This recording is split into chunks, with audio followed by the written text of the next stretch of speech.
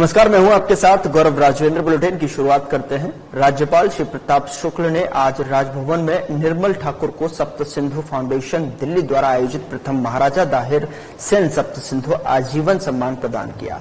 निर्मल ठाकुर ने शिक्षा, साहित्य एवं सामाजिक जीवन में उत्कृष्ट सेवाएं प्रदान की हैं। इस दौरान राज्यपाल श्री प्रताप शुक्ल ने कहा कि भारत जो विश्व गुरु था, उसकी गौरवशाली परंपरा को इतना नुकसान आक्रांताओं ने नहीं किया जितना नुकसान तथाकथित इतिहासकारों ने भारत के गौरव को ही खत्म कर दिया है। वह प्रथम हिंदू राजा थे जिन्होंने जीवित रहते हुए किसी आक्रांता को भारत भूमि पर पग नहीं रखने दिया, लेकिन दाहिर सेन को इतिहास में उचित स्थान नहीं दिया गया। उन्होंने आग्रह किया, जो इतिहासकार वास्तविक इतिहास को लिख रहे हैं वह जरूर दाहिर सेन को उचित स्थान दें। सप्त सिंधु संस्था तो इसके अध्यक्ष प्रोफेसर कुलदीप अग्निहोत्री जी हैं। मैं समझता हूं कि जो नाम उन्होंने रखा तो इस क्षेत्र के उपलब्धियों के आधार पर रखा। किसी भी क्षेत्र की उपलब्धि उस क्षेत्र में चलने वाली नदियों से भी होता है और उस आधार पर उन्होंने रखा। यह सप्त सिंधु का क्षेत्र है जो साहित्य के क्षेत्र में भी बड़े पुराने अच्छे लोगों को लाया है। आज उन्होंने श्रीमती निर्मल ठाकुर जी जो एक साहित्यकार हैं, उनको वह पुरस्कार दिया है।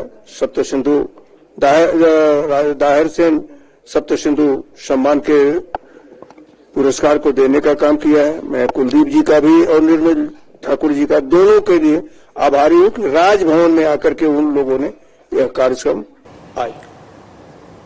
उधर राजधानी से सटे जुनगा क्षेत्र के द ग्लाइड इनसाइट पर Shimla flying festival and hospitality expo 2024 के तीसरे दिन कार्यक्रम आयोजित किया गया। इस दौरान ग्रामीण विकास और पंचायती राज्य मंत्री अनिरुद्ध सिंह राणा ने बतौर मुख्य अतिथि शिरकत की।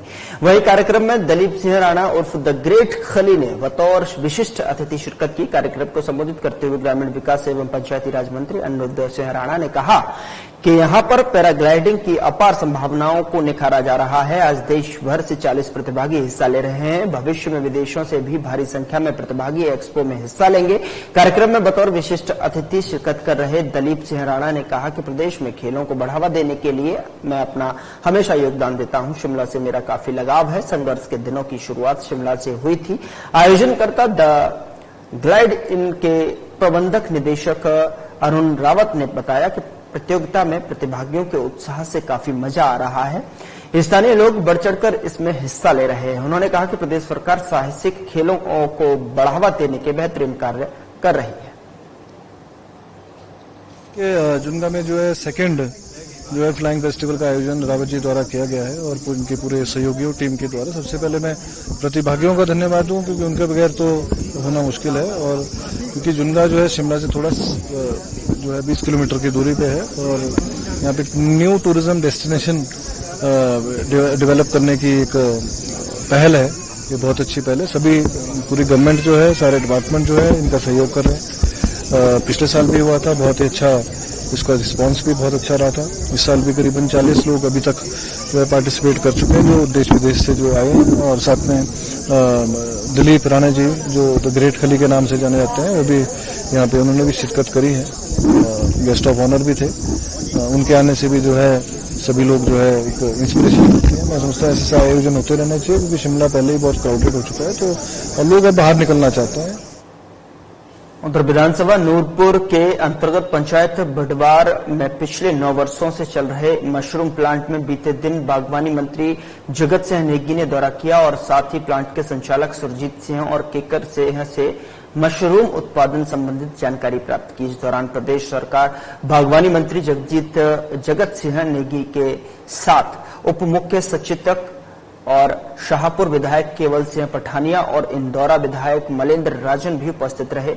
मशरूम प्लांट संचालक सुरजीत सिंह ने बताया कि मैं पिछले 9 सालों से प्लांट चला रहा हूं। प्लांट के जरिए लगभग 30 परिवारों को रोजगार उपलब्ध कराया जा रहा है। इस अवसर पर बागवानी मंत्री जगत सिंह नेगी ने बताया कि इस बात की खुशी है कि इस यूनिट से वह स्वयं तो कमा ही रहे हैं, साथ ही 35 से 40 वर्कर भी प्रतिदिन कार्यरत हैं, जिससे उन लोगों को भी रोजगार प्राप्त हो रहा है। उन्होंने युवाओं को संदेश देते हुए कहा कि डिपार्टमेंट द्वारा चलाई गई अलग अलग स्कीमों से लाभ उठाकर स्वयं के साथ अन्य लोगों को भी रोजगार उपलब्ध करवा सकते हैं।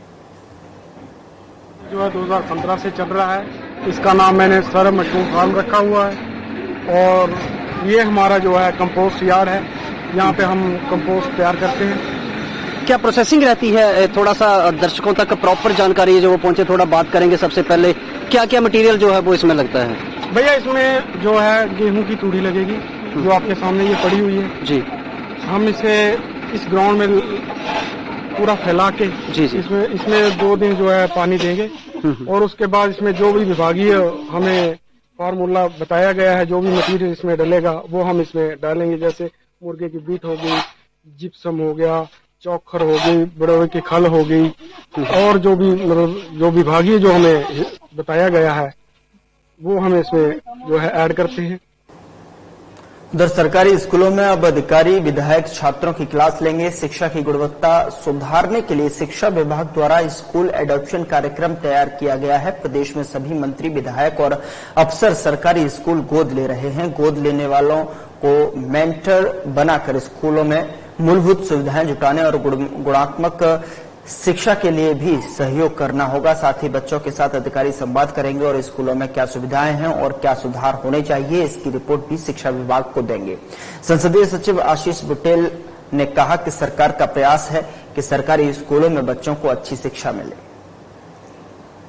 विधानसभा में इसको लेकर आए थे और वहां पर during the previous regime of BJP उस समय इसको लागू भी किया गया और इसमें एक 6 साल से कम की आयु के बच्चे को पहली कक्षा में नहीं लेना, ऐसा उसमें एक मैंडेट था कि मिनिमम एज जो चाहिए वो 6 साल की चाहिए। और उसके लिए हिमाचल प्रदेश की हमारे शिक्षा विभाग ने नोटिफिकेशन जारी की थी एनईपी को मद्देनजर रखते हुए और उसको ध्यान में रखते हुए एनईपी के हिसाब से ही वो जारी हुई थी। अब कोर्ट से उसका ऐसा मुझे पता लगा है कि स्टे हुआ है और कोर्ट ने ऐसा हिदायत दी है कि जो बच्चे हैं उनको मतलब 6 साल की उम्र पे वो नहीं लगाना चाहिए, रोकना नहीं चाहिए। तो वो कोर्ट का फैसला है, उसको हम लोग देख रहे हैं, एग्जामिन कर रहे हैं कि किस तरह से एनईपी और जो कोर्ट के फैसला है उसके बीच में क्या चीज हो सकती है, उसके ऊपर जरूर एग्जामिन होकर फिर उसके ऊपर ज्यादा जो भी निर्देश होंगे, जो भी नोटिफाई करना चाहेंगे वो शिक्षा विभाग जरूर करेगा। उधर राष्ट्रीय स्वास्थ्य मिशन द्वारा शिमला में टीबी रोग पर कार्यशाला का आयोजन किया गया। कार्यशाला में हिमाचल में टीबी रोग खत्म करने में मीडिया की भूमिका पर चर्चा की गई। साथ ही टीबी रोग फैलने के कारण, बचाव और रोगियों की पहचान पर अलग अलग वक्ताओं ने अपने विचार रखे। आपको बता दें कि राष्ट्रीय स्वास्थ्य मिशन द्वारा 2025 तक हिमाचल को टीबी मुक्त करने का लक्ष्य रखा गया है। वैसे देखा जाए तो भारत के अन्य राज्यों के मुकाबले टीबी रोग उन्मूलन में हिमाचल की स्थिति बेहतर है। यहाँ रोगियों की पहचान करने के बाद 6 महीने तक की मुफ्त दवाएं के साथ आर्थिक मदद की जाती है। इस बार भी प्रदेश में अभी तक 13,000 रोगियों की पहचान हो चुकी है। कांगड़ा में टीबी के सबसे अधिक रोगी पाए गए हैं। बेसिकली हमारा जो नेशनल लेवल पे हमारा टारगेट है टीबी एलिमिनेशन प्रोग्राम के तहत हमें टीबी एलिमिनेट करना है 2025 तक और हिमाचल कंट्री वाइड काफी अच्छा कर रहा है। जैसे हमारी टीबी नोटिफिकेशन साल की 15,000 होनी चाहिए और अभी अक्टूबर तक हमने 13,000 मरीजों को आइडेंटिफाई करके नोटिफिकेशन कर दी हुई है, तो ये टारगेट भी हम अचीव कर लेंगे। इसके अलावा हिमाचल में जो हमारी टेस्टिंग रेट है वो नेशनल लेवल से 4 गुना ज्यादा है। तो आप कह सकते हैं कि हमारे जितना 1 लाख पॉपुलेशन पे हमने जितने टेस्ट करने हैं वो नेशनल लेवल पे 4 गुना ज्यादा है। इसके अलावा हम लोगों की जितनी पंचायत है, टीबी मुक्त पंचायत हमारी टोटल 723 हो गई हैं आउट ऑफ 3615 ग्राम पंचायत। तो इसमें हम लोग निरंतर प्रयास कर रहे हैं। हमारी आशाज भी डोर टू डोर जा रही है। संडे ACF करते हैं जहाँ पे भी हमें लगता है कि कुछ ऐसे मरीज हो सकते हैं जो, क्योंकि ये जो टीबी है इसको अर्ली डायग्नोसिस बहुत ज्यादा पति की लंबी उम्र की प्रार्थना को लेकर रखे जाने वाले करवा चौथ के व्रत की तैयारियां शहर में जोरों पर हैं। आपको बता दें कि रविवार को करवा चौथ का पर्व मनाया जाएगा, जो कि महिलाओं द्वारा पति की लंबी आयु के लिए मनाया जाता है। करवा चौथ पर महिलाएं सज धज कर उपवास रखती हैं और पति की लंबी आयु की कामना करती हैं। इस पर्व को लेकर नाहन में अब भीड़ बढ़ने लगी है और खासकर महिलाएं उपवास के लिए जो है करवा चौथ का सामान खरीदने में व्यस्त हैं। व्रत के लिए आवश्यक सामग्री चूड़ी, करवा और मेहंदी आदि के कार्य में महिलाएं लगी हुई हैं। बता दें कि महिलाओं ने बताया कि करवा चौथ पर्व को लेकर वो तैयारियों में जुटी हुई हैं और जमकर खरीदारी कर रही हैं।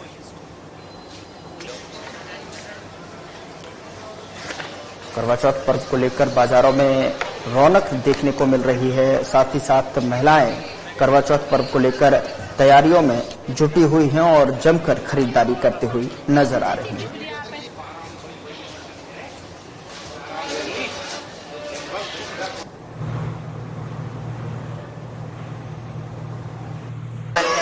और सबसे पहले तो मैं नाहन की जितनी भी महिलाएं हैं सभी को करवा चौथ की बहुत बहुत बधाई देती हूँ, क्योंकि करवा चौथ एक ऐसा त्योहार है कि हर एक महिला को इसका इतना चाव होता है। और जैसे कि आज मैंने भी यहाँ पे करवा चौथ में करवे की प्लेट ली है और नए नए कपड़े खरीदे हैं। मेहंदी का के सभी महिलाओं को होता है। और वैसे भी हमारे जैसे हमने यहाँ पे हमारे नाहन के लोकल हैं बेचारे जो बैठे रहते हैं, हमारे से बहुत उम्मीदें रखते हैं। तो मैं तो सभी से यही कहती हूँ कि इनसे ही लें अपनी जितनी भी है अपनी करवे की प्लेट, दिए वगैरह, करवा जो भी करवा वगैरह। फिलहाल बुलेटिन में इतना ही। नमस्कार।